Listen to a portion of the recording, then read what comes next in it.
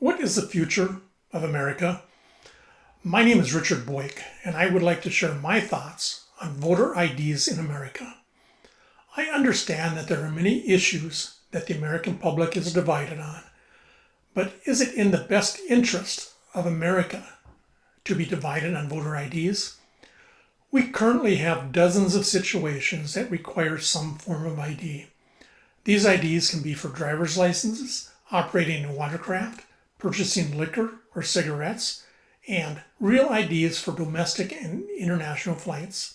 In some cases, IDs require us to have proof of insurance before we can even purchase or drive a car or truck.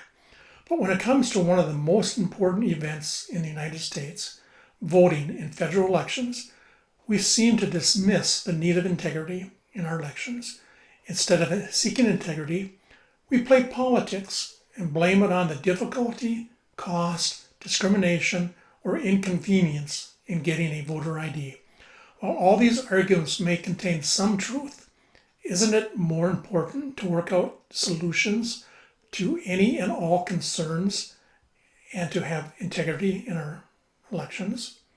Since the 2016 and 2020 presidential elections, all we have heard is the complaints about voter fraud or voter interference.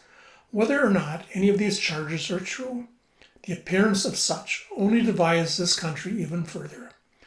When America pushes other countries to have fair and free elections, does it not make sense that we lead the way? If we do not have integrity in our voting system, what kind of message are we sending to the rest of the world? Why would any country listen to us if our message to them is, do what I say and not as I do? The requirements to vote in federal elections are simple. You must be a U.S. citizen. You must meet your state's residency requirements. You must be 18 years or older on or before Election Day. You must be registered to vote by your state's voter registration deadline. With over 8 million illegal immigrants crossing over in the United States without a voter ID, how do we protect the integrity of our elections and national security? A few questions need to be asked. Has Congress even discussed the pros and cons of a voter ID?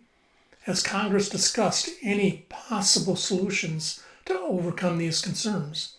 And what is the real reason so many states are passing laws that allow non-citizens to vote in local elections or allowing them to obtain driver's license? Well, I do not know the answers to these questions. My educated guess is that it's strictly political and not in the best interest of the citizens of America. I believe that we are not that far away from having a federal voter ID. In 2005, the Real ID Act was passed by Congress with the purpose of making air traffic safe. After a long delay, the law goes into effect on May 7, 2025.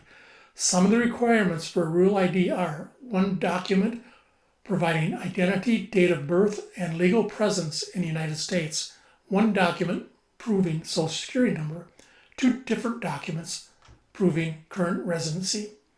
Because Real IDs are in the form of a driver's license with minor changes to the law and a funded mandate, Real IDs could become a form of a federal voter ID. The changes would include addressing all concerns the public has so that every citizen has easy access to obtaining a voter ID. Using the staff of federal, state, and county offices, there's no reason for anyone wanting a voter ID not receiving one. If we can rid our elections of voter interference, fraud, or just the appearance of such, it might be the beginning for Americans to start healing as a nation. We must not only elect Donald J. Trump as our next president, but we must also elect real conservatives to Congress. We cannot afford to have a liberal Supreme Court. Our Supreme Court decisions must be based on the Constitution and the laws of the land. Thank you for watching or listening, and please subscribe to my podcast and share this with your friends. May God bless you, your family, and the United States of America.